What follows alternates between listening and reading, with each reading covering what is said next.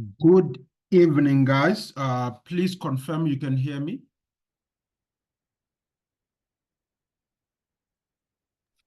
Yeah, I can hear you. All right, wonderful. If you can hear me, that's good. Okay, let's see where we can start for today.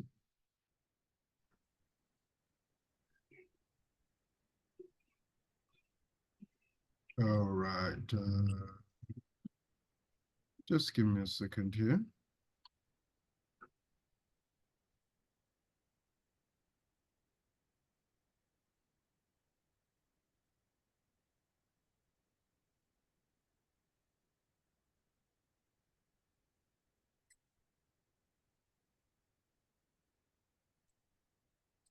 All right, I think we can start. That's good. All right, so my name is James from Varsity Unlimited Tutors.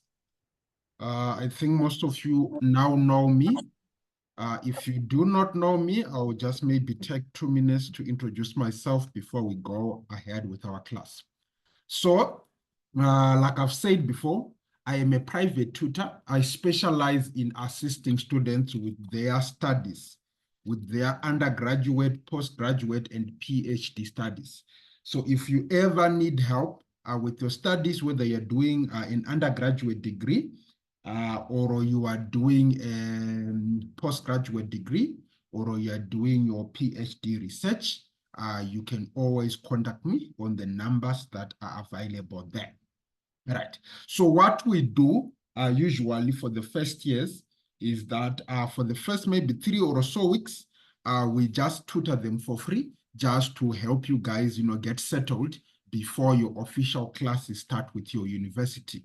Then once your official classes start with the university, that is in March, there are some of you that might need extra help.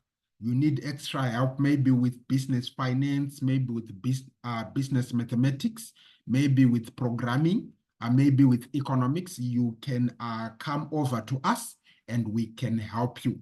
The cost is 750 Rand for those that are doing advanced diploma, and then it's 800 Rand for those that are doing first year. This cost includes all of the lessons that we do, and also it includes guidance with your assignments. So you guys have got assignments that you're provided that you're supposed to do. So if you also need guidance with those assignments, how do I approach them? How do I make sure I get 100 out of 100? We will provide that guidance. And then also we provide assistance with exam preparation, i.e. we go through some past exam papers. You do some exam papers, we mark them for you and all of those things together until we get you to a stage where we know that if you get into the exam, you will get a distinction. So that is what we focus on. That is for first year students. Then for second year, third year, masters and whatnot, we have got different ways that we assist. But you guys are first year students, so I'm just focusing on that for now. So what we are going to do today, for the last, I think it's now our week number 3, if I'm not mistaken. It should be week number 3. We have been looking at economics, right? Every Sunday evening, we've been coming through and looking at economics. So in our first week, we introduced what economics was all about, where we said that economics is the study of human behavior, or is the study of the choices that people make on a day-to-day basis. And we highlighted that people make choices because of scarcity, or because of limitation of resources, where we said that there are 4 key resources, which are land, labor, capital, and entrepreneurial skills, which we highlighted that they are limited in nature.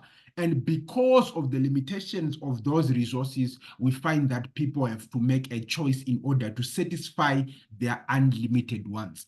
And we highlighted that this results in what we call the 3 economic problems that are faced by each economy, which is what to produce, how to produce, and for whom to produce, right? And we highlighted that in order to answer these 3 economic questions, we are going to have 3 economies that we find that happen. That is the command economy, the market economy, and the mixed economy that try to answer those questions for us. So that was our lecture number 1. Then in our lecture number 2, we went back and wanted to discuss more about opportunity cost. And we said for us to talk more about opportunity cost, we have to look at what is called the production possibility curve, or the production possibility frontier, which we said represented, right, the maximum amount of goods that can be produced in an economy, right, given the full utilization of resources. And we say that if you produce within the PPC, that is unemployment or inefficiency. And when you produce on the PPC, we said that is efficient use of resources. And we said that you cannot produce outside of the PPC, it is unattainable unless there is economic growth. And we said that economic growth is because of two things: the growth in the resources of the economy, or the improvement in the technology of the economy. And I gave you guys examples of how that can take place. Then we also highlighted that there are some calculations that should be expected to do when it comes to opportunity cost. And I said that we are going to do a lesson. This is actually next week, Sunday. We are going to do a lesson where we go through a past exam paper and where we go through some of the calculations and some of the graphs that you will be expected to answer in your exam, based on the information that we have learned in our unit number 1, 2, and 3. Right. So today we want to do the last unit for introduction, which is going to be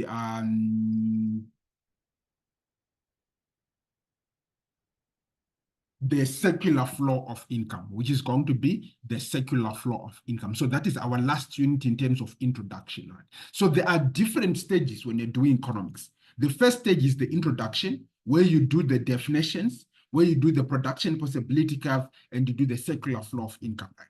The second stage will be the consumer behavior. Consumer behavior, we are going to do demand, we are going to do supply, we're going to do demand and supply in action, we're going to do government intervention, we're going to do elasticity of demand and elasticity of supply. Then we are going to go to the theory of the firm, where we are going to do production costs, where we are going to do market structures, and where we are also going to do the labor market, right? And also market failure, right? So those are the 3 key stages that you go through when you study economics. So we are now almost at the end of our first stage, and then maybe in 2 weeks' time, we'll start our second stage after we do a bit of revision next week. So today, like I said, circular flow of income. Now, we want to move a little bit in terms of our mind, the way we think of our mind, right? So before, you notice that we were zoning in on specific things, which means we were zoning in on microeconomic issues. But when we look at the circular flow of income, you have to broaden your mind, because the circular flow of income in itself, it deals with macroeconomic issues, but however, it's teaching you the micro side of macroeconomic issues, right? So let's break it down first before we get into the details, right? Within an economy, there are 4 major players of an economy. So if when I say economy, think of the whole of South Africa, right? The whole of South Africa. We are saying that there are 4 major players within the economy. The first player in the economy is called the household, or a stroke, you can call that the individual. Right? The reason why an individual and a household are the same thing is because of one thing, right? So me as James, I make decisions. For example, I make decisions in terms of how much sugar should I consume, right? How much how many cell phones should I buy? How many books am I going to buy? How much wheat, flour, bread am I going to buy in a year? I make those decisions by myself. So I am single, I am a what? I am an individual.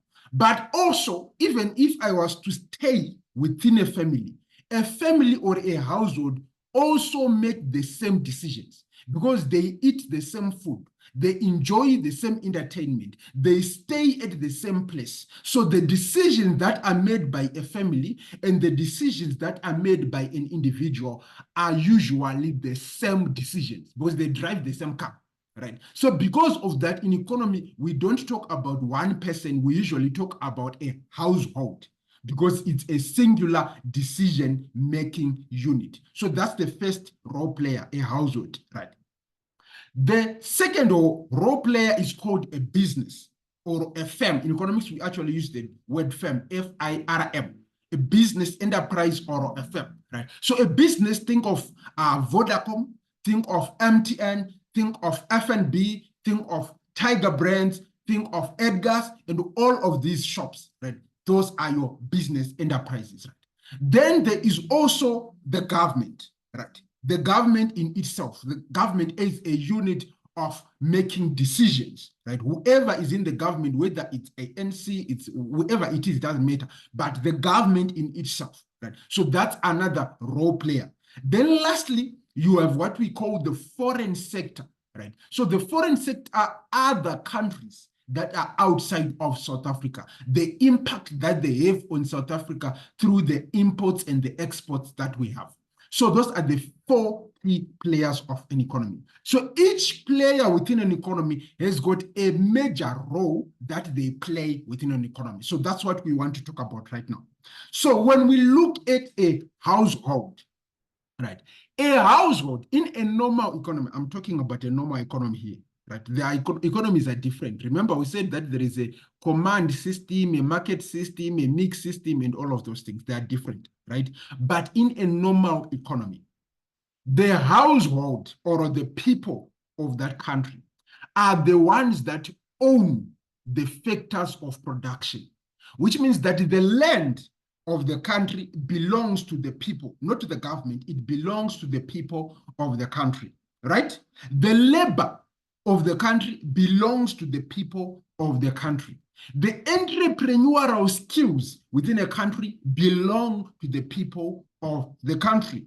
And then lastly, the capital of a country belongs to the people of the country. So the households are the owners, or they are the suppliers of the resources used in production, or of the factors required in the process of producing goods and services. They are the ones that own or supply the resources, right?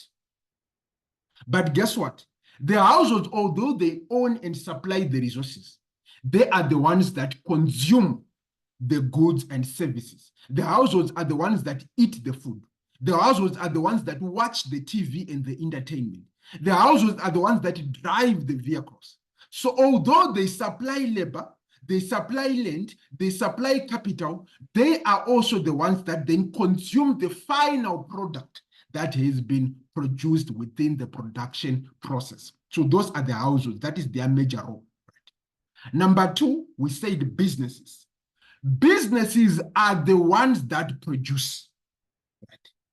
They don't own the factors of production. Businesses do not have land. Businesses do not have capital. Businesses do not have labor. Businesses do not have entrepreneurial skills. But businesses are the ones which have the systems of production, right? They are the ones that have the what? The systems of production, which means that the businesses are the ones that consume labor, they consume land, they consume capital, they consume entrepreneurial skills, and combine all these four things together that they are taking from their households and combine them and then produce. But what do they produce? They produce goods and services, which means that businesses are the suppliers of goods and services within an economy, but they are the consumers of the factors of production. And the reason why there are businesses in an economy is because they want to make profit. The ultimate reason a business exists is to make profit. I hope that's clear. Right. Then the next thing that we have is we now have the government. Right. The government in its very nature, it's a political entity. The government tries to create an environment. Whether it succeeds or it does not succeed is another story. We are going to talk about it under market failure, right? But the government tries to create an environment or a legal framework in which businesses and households can cooperate together, right? So in essence, they are trying to protect both the businesses and the households from what we call market failure. Because when there is no government, we are going to find out that there is a market failure. We're going to talk about market failure later, but I'll just give you an example. So an example of market failure is that a business will not produce something that they cannot charge, right? So for example, think of this way, the street lights that are in your street at your house, right? Do you really pay for those street lights? No, you don't. Why does not MTN produce street lights and charge people street lights? Because the person who does not want the street lights can still enjoy them, even if they are not paying for them, because they're in the street. The person wants to, you cannot refuse someone to walk in the street. So they will still enjoy of those what? Of those street lights, regardless of whether they pay them or they don't. So because of that, businesses will never produce a street light. But we want street lights. So that's a market failure. Right? So governments come into an economy to address market failure by creating a legal framework, by creating systems of governance that allow the economy to succeed, or that allow the economy to coexist between the households and the businesses. In doing so, they then have to charge taxes. They then have to incur public expenditure where they build roads and etc., where they do grants and etc., and all of those different things that they do as a what? As a government. That is their role as a what? In the economy, right? So that's the government, right? The government also might produce some goods and services, might consume some goods and services, and etc. But we're going to talk about this in detail later, don't worry, right? Then we have the foreign sector. The foreign sector, like I said, this is the economy outside of South Africa. The economy outside of South Africa provides us with goods and services, right? Because there are certain products that we don't produce in South Africa that are produced in Egypt, in Botswana, in the US, in the UK that we enjoy. But the foreign sector also provides us a market, which means that we sell some of our own products to the countries that are outside. The foreign sector provides us with resources. They provide us with land, labor, capital, and entrepreneurial skills that we do not have. And we also provide the foreign sector with our own resources at the end of the day. So you can see that there is an exchange that is happening. So I think I'm done with this one. Are there any questions on the major role players within an economy? Is there one that I did not clearly explain? I think it's clear, right?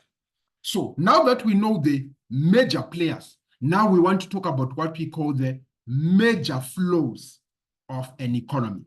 So there are three major things or major flows of an economy. When I say something is flowing, I'm saying that it's moving from one point to another, right?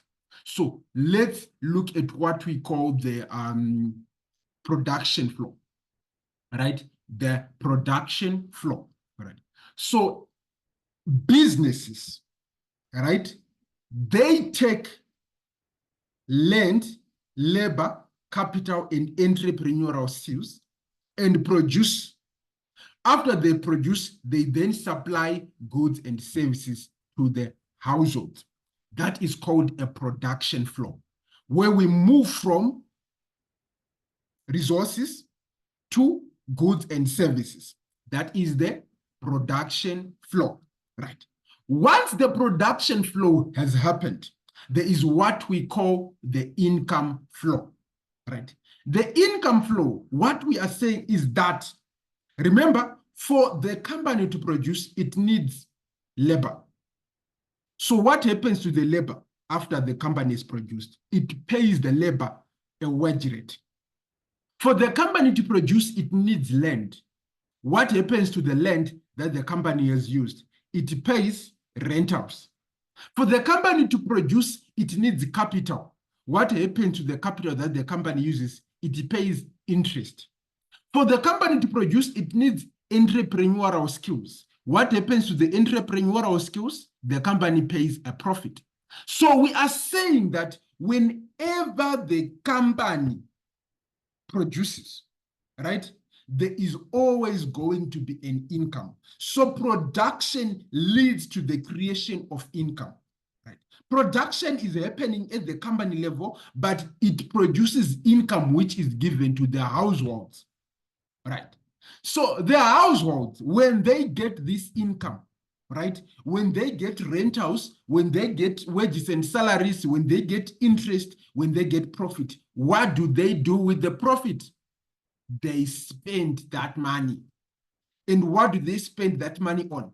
They spend that money on goods and services. So if you look at my arrows, you can see each arrow is feeding into the other one, which means that the production flow is always going to be equal to the income flow, is always going to be equal to the spending flow. We are going to talk about leakages and injections at a later stage. Right. But the production flow normally should be equal to the income, which means whatever you produce, the value of your production, right, should be equal to the value of the income that you pay the households. The value of the income that you pay the households is equal to the value of the spending done by the households. The value of the spending done by the households is equal to the goods and services that have been produced, right? So income and spending are called financial flows, right? If you ever see a question that is talking about financial flows, it's talking about income and spending. If you see a question that is talking about real flow, it's talking about the production flow, right? Take note of that. I hope this is clear. All right, I go to my next point, unless if there's a question, right? So now we want to get a little bit deeper now into economics, right? We now want to create a model of how an economy operates. We want to create a model to see how does the South African economy operate. So the South African economy has got different markets that it has. Within the economy, there are different markets. So to simplify this, I'm going to ignore some of the markets and I'm going to introduce them later. But for now, I want you to think of two markets that exist in South Africa, right? We have got the goods and services market and we have got the labor market. Those are our two markets, goods and services and labor market, or let's call it the resource market in technical terms. So when I say goods and services market, I'm saying the market where we sell the production, the market where we sell our oranges, the market where we sell our potatoes, the market where we sell our computers, and etc. All of those things that we are calling goods and services, right? So that's the goods and services market. Within the goods and services market, we have a supplier and we have a consumer, right? The supplier of the goods and services market is the company or is the firm, because they are the ones that produce goods and services. The consumer of a goods and services market is the household, right? It is the what? It is the household. This is where they spend the income that they obtained from the what? From the resource market, right? So that's the goods and services market. Then the other market is the resource market, or in other terms, just think of the labor market, the resource market. So the resource market is the market where we sell our resources. This is the market where we sell our labor.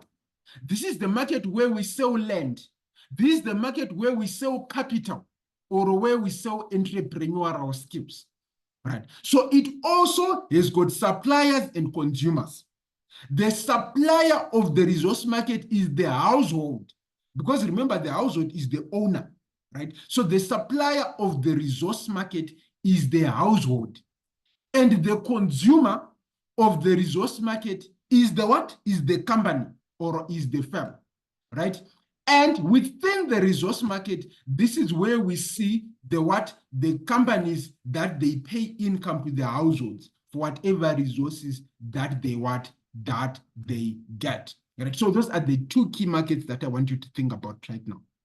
Now, let's put them in a diagram, right? So this is a simple model. I've removed everything else to make it very, very clear, right? We're going to introduce a lot of things. So in this model, there is no government. In this model, there is no foreign sector. There are only two markets, right? So you can see if there's no government, if there's no foreign sector, I'm only left with two people. The firms, which is the companies, and the households, which are the individuals. And then I have my two markets, the market for goods and services, and then the resource market, or the market for factors of production. Right. Now, remember, we talked about those flows. I want you to see how those flows come into what? Come into effect, right? So remember, I said that there is a production flow, that there is a production flow. Do you see the line that is in red represents the production flow? Everything that is in red represents the production flow. We say that the households supply the factors of production, which are taken by the what? By the firms. And once the firms take the factors of production, they produce goods and services, which are then supplied to the households. So that's the what? That's the production flow. That's the production flow. Then I said there is also what we call the income flow. The income flow goes in the opposite direction. Do you see the production went from households to firms?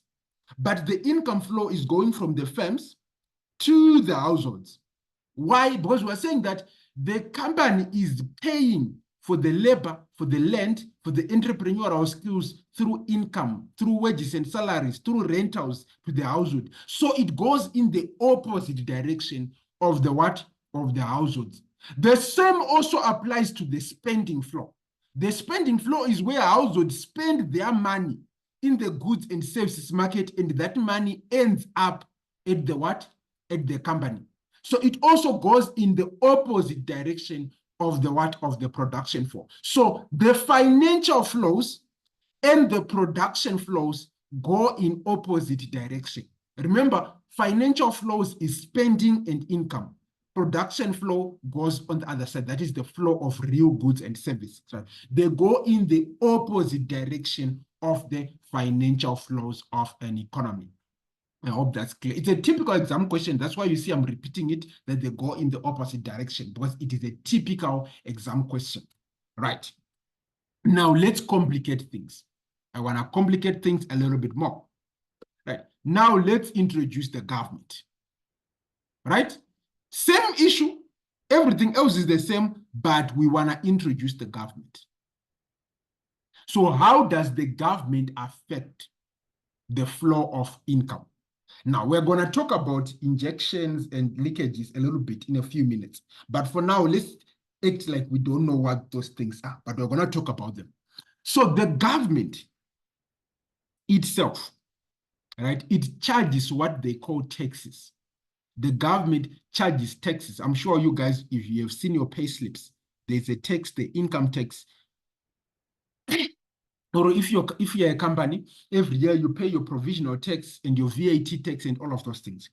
So both the households and the firms, they take some of the money that they have and they send it to the government in the form of what? In the form of taxes, right? But the government also, what does the government do?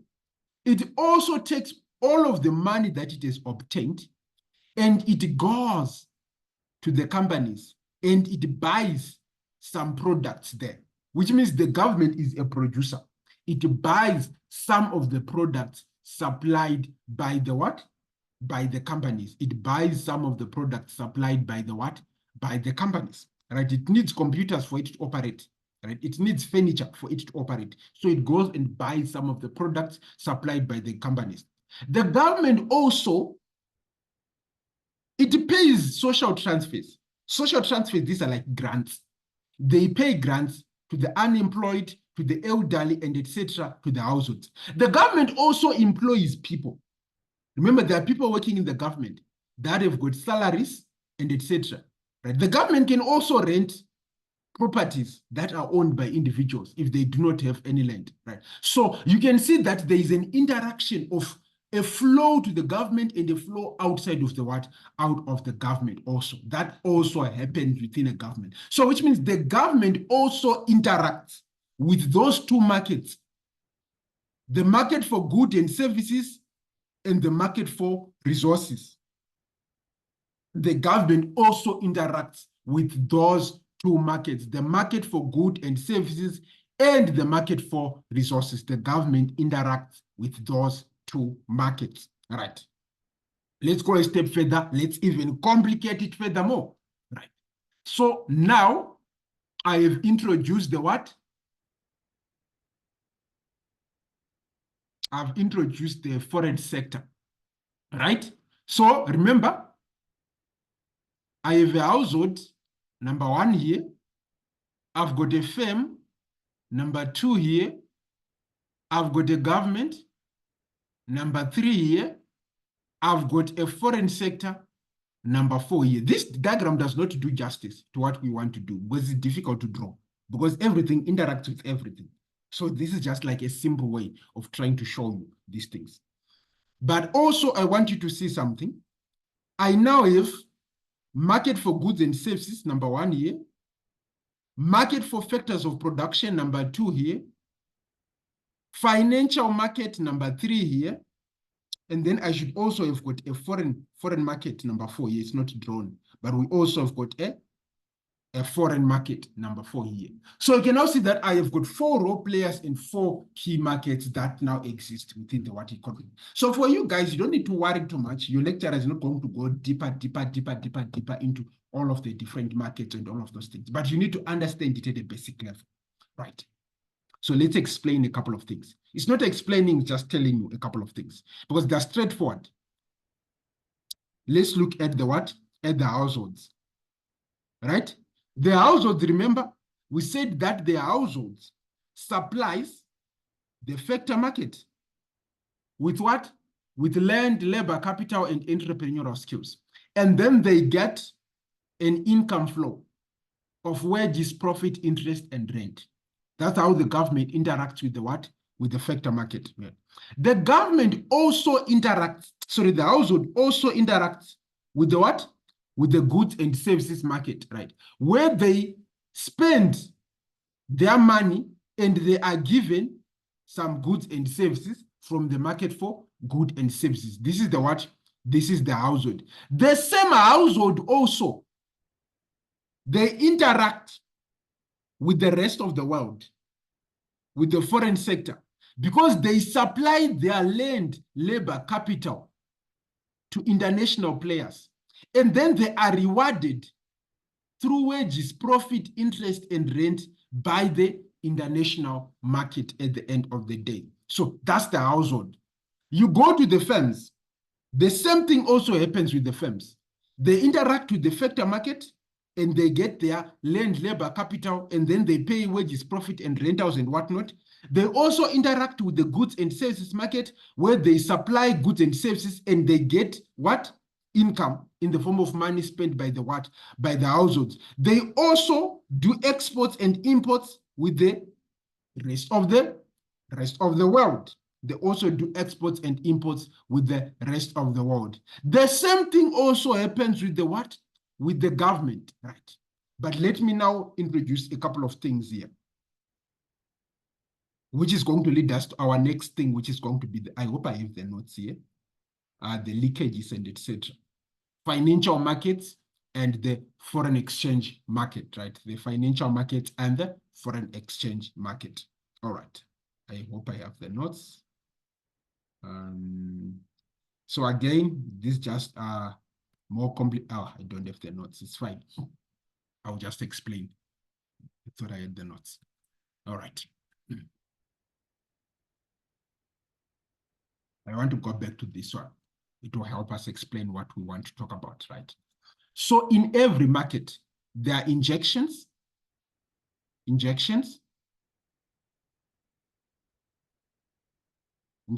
right?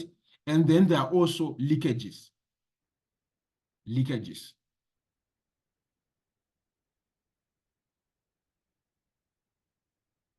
You have to forgive me for my handwriting there.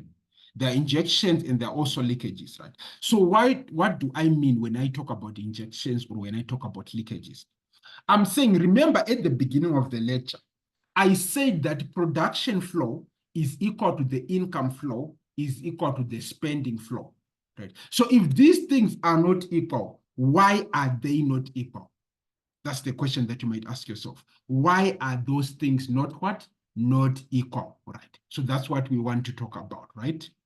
Why are those things not equal? Let me go back to the first diagram, right? So the first thing that you need to know is when someone earns an income, right? You have gotten your salary you've gotten your rentals from your tenants, you've gotten your profit from your business. You are supposed to spend the money, huh? You're supposed to what? To spend the money. But all of you don't spend the money. Just think of it. When you get your salary, whether it's 10,000, 20,000, 50,000, 100,000, whatever it is, you don't spend all of it. Maybe out of your salary of 100,000, let's assume your salary is 100,000, right? Maybe the only money that gets into your account is 80,000. 20,000 you have sent to the government. And what is the money code that we send to the government? We call it a tax, right? So it means that this income is no longer equal to this spending because it moved from 100, now it's 80. So there is a leakage out of the system of 20,000. So this leakage is a tax. So if you get a question asking you, pinpoint the leakages in the in the income flow. If there is a tax, then taxes are leakages. So that's example number one of a leakage. What did you call it? Taxes. Then number two, you might not even spend this 80,000. You might spend, let's say, 70,000. What happened to the 10,000? You put it in the bank, savings for your emergencies. You say, hey, I don't know what tomorrow will be. Let me just put this 10,000 on the side as an emergency fund, which means it's not being spent. It's just sitting in the bank. So savings become also another leakage. So we have taxes as leakages, we have savings as leakages, right?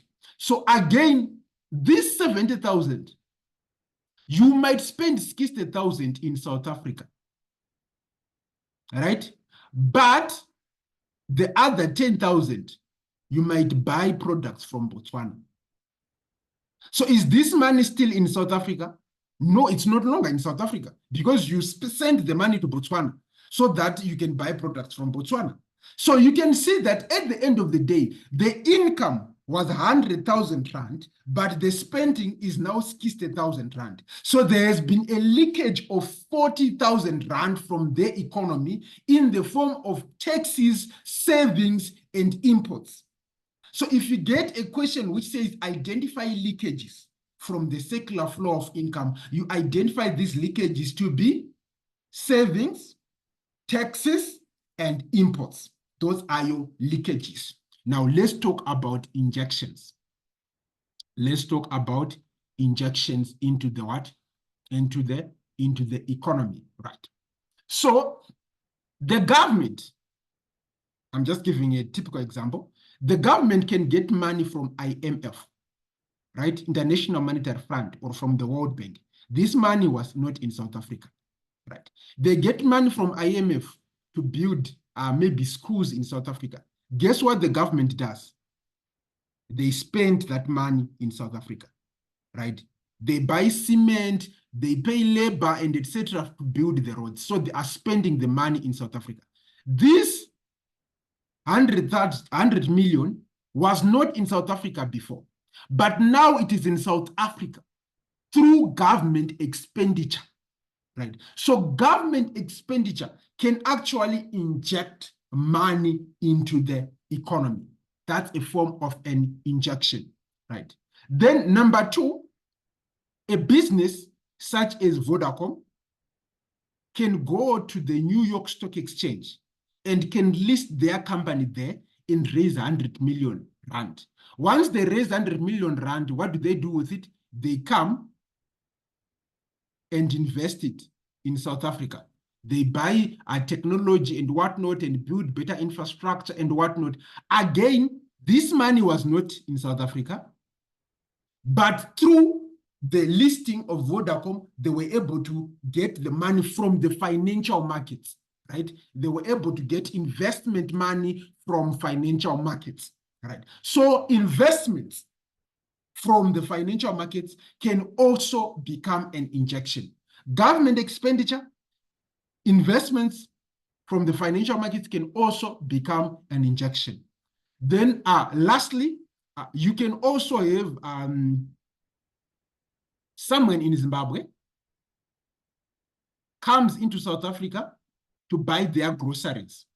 They are using their own money from Zimbabwe, but they are buying South African groceries, which means that there is money getting into South Africa through exporting products to Zimbabwe, right? So in essence, you are saying injections into the economy can be in the form of exports, can be in the form of investment, can be in the form of a government expenditure, right? Can be in the form of government expenditure. So that's the topic on leakages and with and injections, right? Which means that this is the reason why these things might not be equal, because of leakages or injections that happen within our what? Within our particular market. Are there any questions? We are done with our topic on circular flow of income. Are there any questions?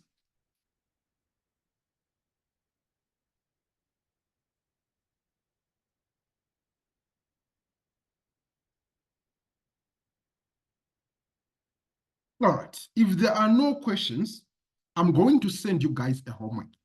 I'm going to send you guys a PDF that has got past exam questions that cover the units that we have done. So we have done 3 things so far. We have done introduction, we have done a production possibility curve, and we have done a circular flow of income. Right. So I'm going to send you some questions, which I would love you guys to do in your spare time during this week.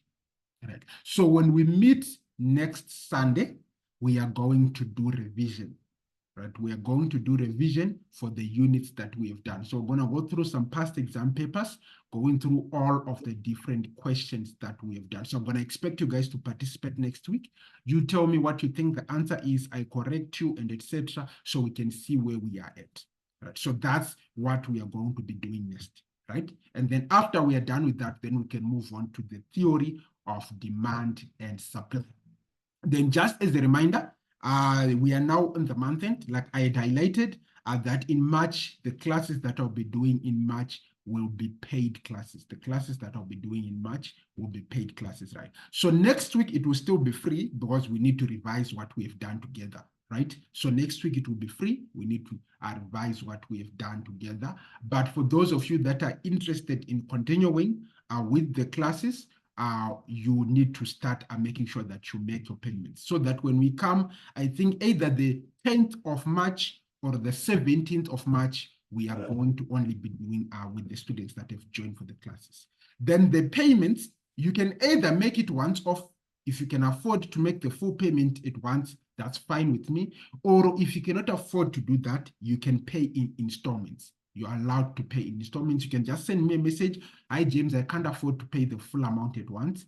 Can I do installments? And then we can just agree. If you are paying over 2 months, over 3 months, over 4 months, whatever it is that you can afford, then we can talk on my WhatsApp, right? So that you can join the classes. And then, like I said, the payment includes assistance with your assignments so that we make sure that at the end of the day, you also get 100 out of 100 in terms of the assignments that you're doing. Then just to repeat, the price, it's 800 Rand for the first year students. If you are doing BBA, BCom in whatever, it's 800 Rand. If you're not sure, you can WhatsApp me or confirm. The price is 800 Rand for each module or each subject that you want.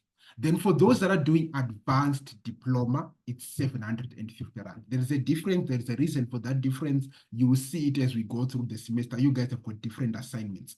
So we are going to handle the assignments differently when we get to the assignments. But you're studying the same module, but some of you guys have got only a certain type of assignments. Some of you guys have got essay assignments. We will see as we go through the semester. We'll separate you when we do the assignments, but you're learning one module. That's why you're all combined in one class at the moment. Right. Any other questions before I go? Does anyone have any other questions? Don't forget, tomorrow we have business finance for the advanced diploma students, and we have got introduction to business management for the first year students. Tomorrow there's business finance for ADBM, and then introduction to business management for the first year students.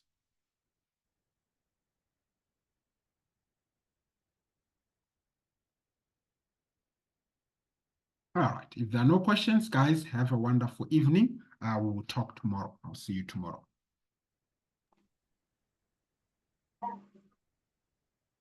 Thank you. Bye. Thank you. Bye. Bye. Thank you. Thank you. Bye.